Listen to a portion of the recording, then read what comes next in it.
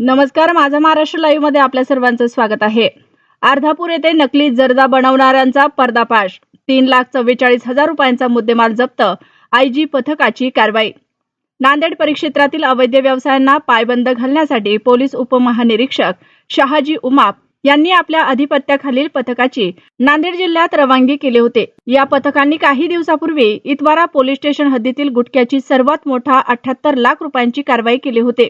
दिनांक 13/4/2026 रोजी सदर पथकास अर्धापूर पोलीस ठाण्याच्या हद्दीत इंद्रानगर येथे सय्यद जाकीर उर्फ बाबा गुलाम दस्तगीर, वय वर्ष 40, राहणार इंद्रानगर अर्धापूर, हा नकली सुगंधित जर्दा बनवत असल्याची माहिती मिळाली।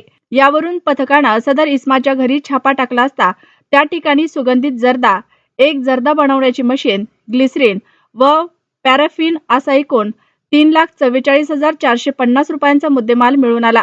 सदर आरोपी हा कमी प्रतीच्या जर्दामध्ये ग्लिसरीन व पॅराफिन मिसळून नामांकित कंपनीच्या सुगंधित जर्दा तयार करत असे व नंतर मशीनच्या सहाय्याने पॅकिंग करून तो बाजारात विक्रीसाठी पाठवत असल्याचे निदर्शनास आले।